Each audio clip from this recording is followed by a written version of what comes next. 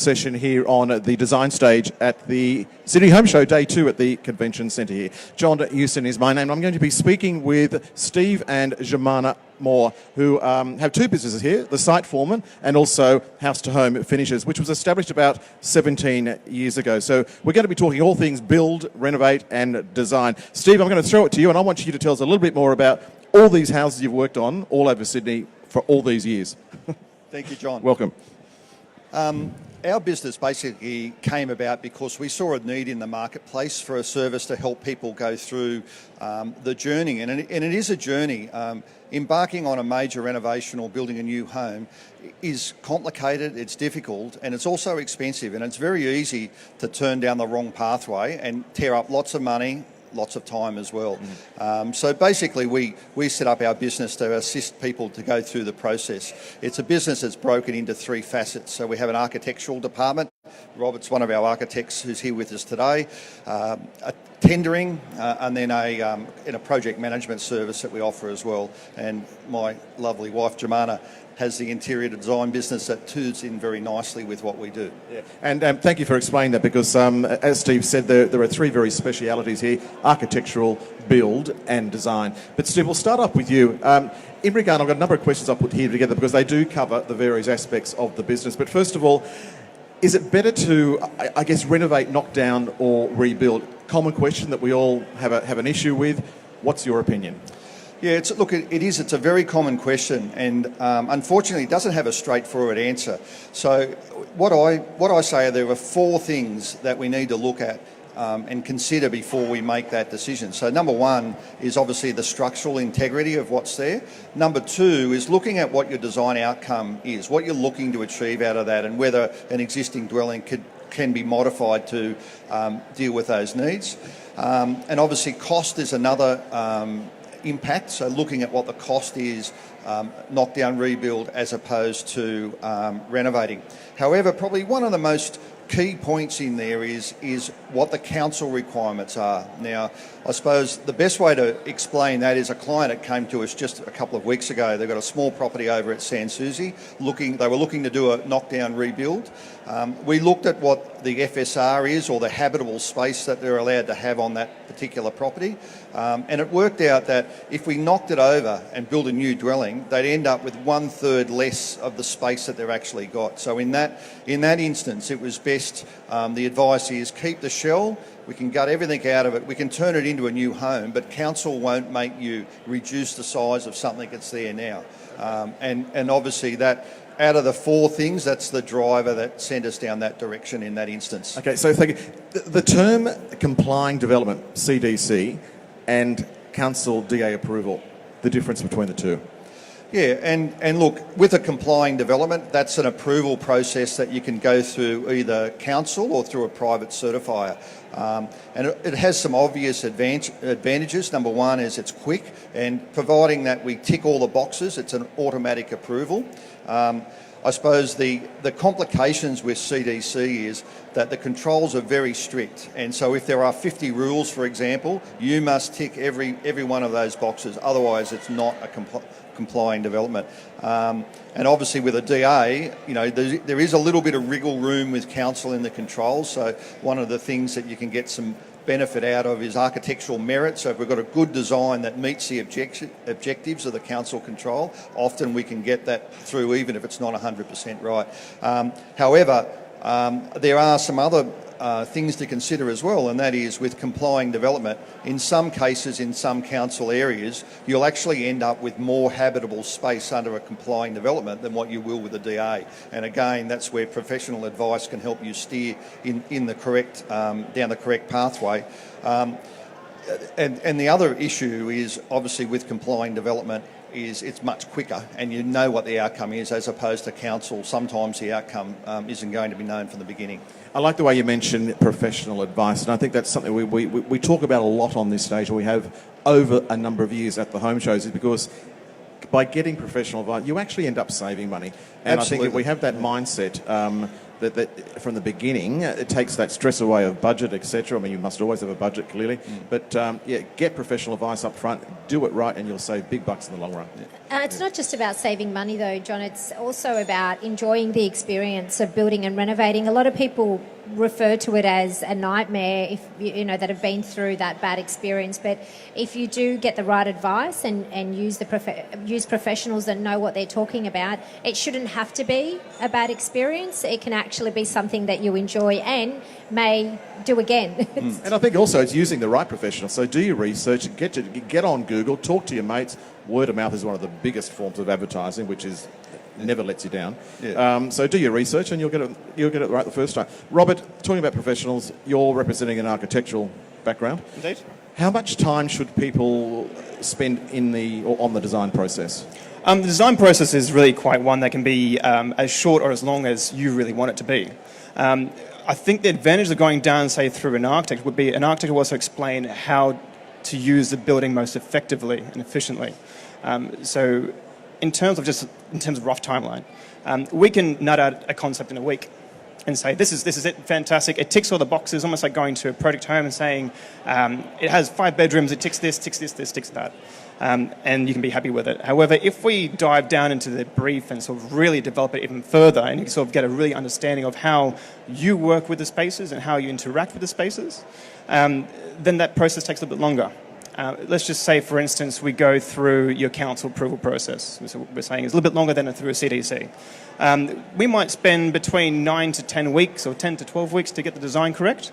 And then we'll go out to consultants that you need to engage to create all the reports and all the other drawings to go through a council DA. And that process through council might take, say, 3 to 6 months for a typical alterations and additions. So overall, the design process itself, 12 weeks. To get your approval and start to be on site, 12 months is a good time. And I think that's important, is not to rush that process. 100%. It may not be your forever home, but if you're going to live in there, you need to get the design right while we're on pieces of paper, not standing around the space going, oh my God, I didn't realise the bedroom was going to be that small. Yeah, absolutely. Robert, back to you. In regard to the term architect or draftsperson, what's the difference with those?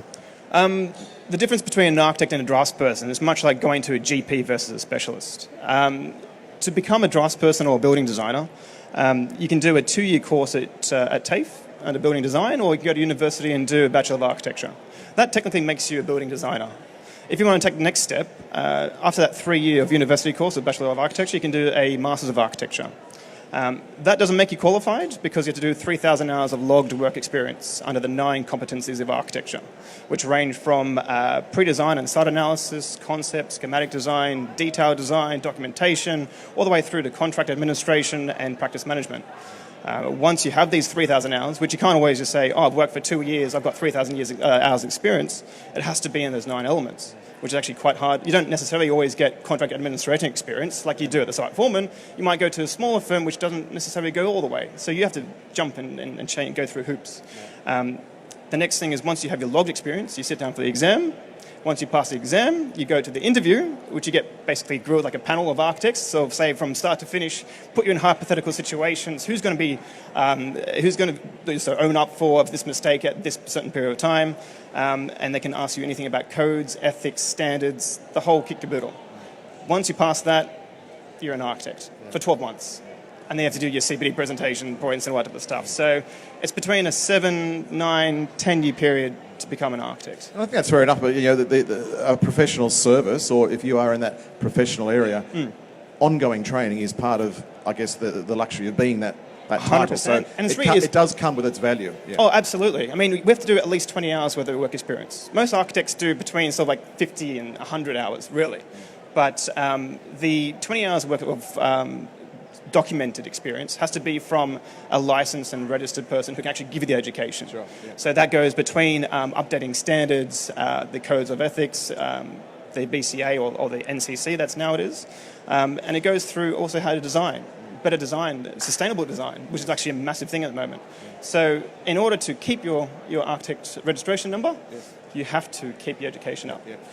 Robert, what's the first of all, what is a design brief, and why is it so important? Just to finish off your particular topic here. The design brief is the most important document that you should have when you're designing anything. It doesn't matter how small or large your project is.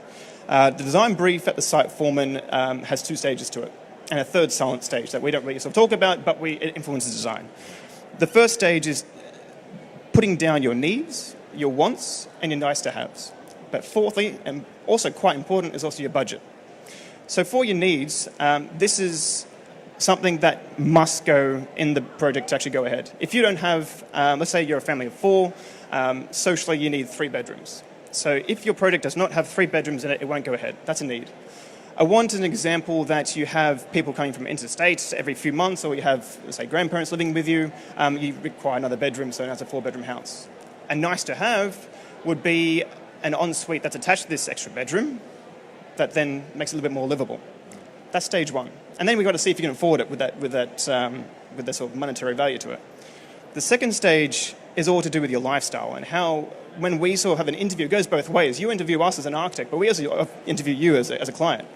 We say, where do you like to have breakfast in the morning, for example? Do you like to have it in the dining room, or do you want to have it in a kitchen bench? Do you entertain? Do you prefer to entertain inside or outside? If you have a family, do you like to have an open plan living, dining, kitchen, so you can see your kids running around and make sure they're not running amok? And then this really informs the sequence of spaces and how different rooms do relate to each other. Which I think is really quite important and not really sort of spoken about, is how you go from one space to the other, especially from when you've gone to your front door.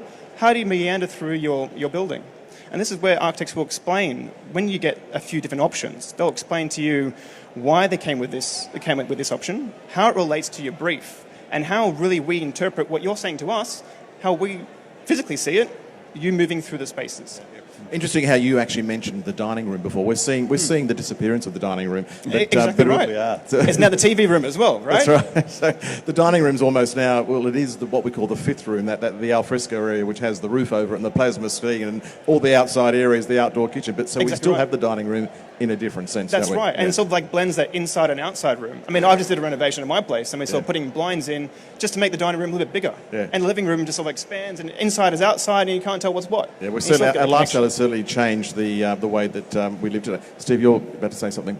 I was just going to say that it is really important to look at how everybody lives. Everybody lives completely differently, and I know from both an architectural point of view and also from the interior design point of view, and Jemana will probably touch on how the interior designers will go to someone's home and look at the way they live and talk to them, maybe about the way they live, but the way that they aspire to live as well. Yeah.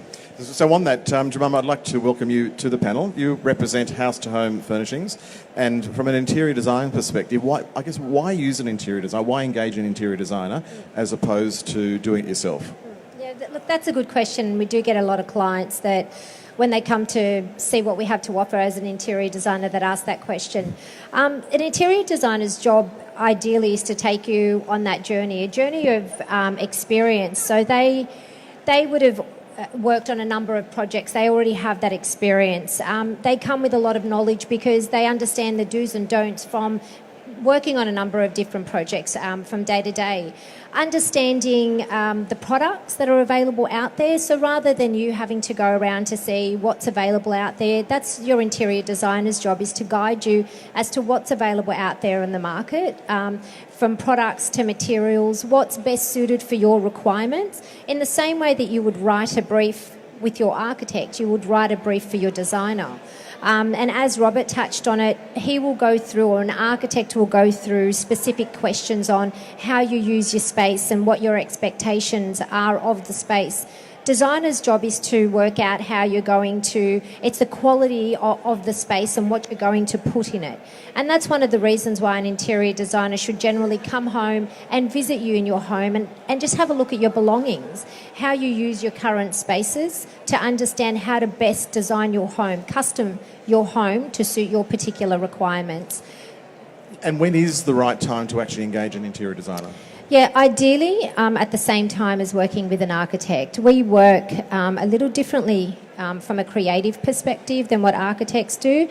So we go into a little bit more detail, like fridges, ovens, one oven, two ovens. Are we having a warmer drawer? A lot of clients now are doing the 1.5 dishwasher. And making sure that the space that has been allocated by the architect is actually going to be functional and practical for the way that you're going to use that space and live in it.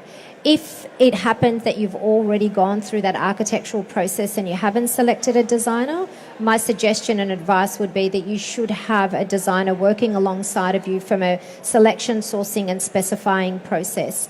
The designers understand what the requirements are from a builder and what their expectations are from a documentation point of view, and that's what they'll essentially help you do. So other than making your home look wonderful, it's also preparing that documentation that's required to ensure that it is a stress-free building process, that you haven't made bad decisions that are going to cost you quite heavily after you've been to council or once you start that renovating process.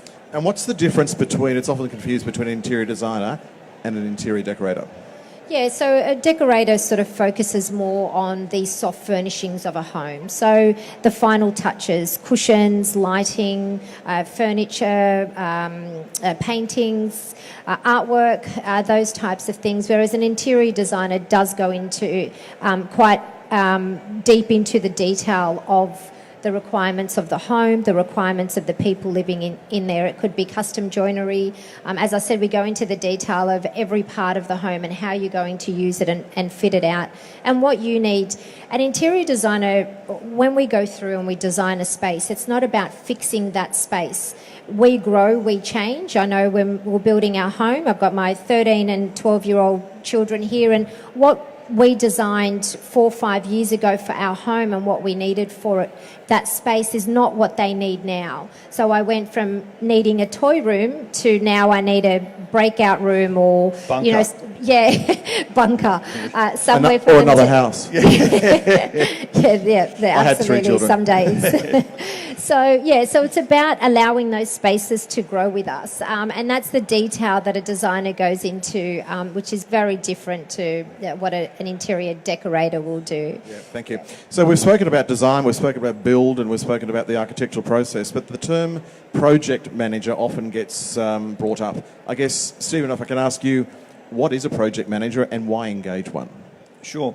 I suppose the first part of that question is, when do you need a project manager? And really, every project needs a project manager. So the project manager is either yourself or you engage someone. And so the things that a project manager will be looking at is obviously when you sign a building contract with a contractor, you have a set of documents there. So the first role of a project manager is to administer those documents and make sure that that's the product that you're actually getting delivered. So that's number one. Number two is doing an assessment not only of the quality of the build, but also looking at it from a financial aspect and making sure that the amount that a builder may be claiming in a progress claim is equal to the amount of work that's been done.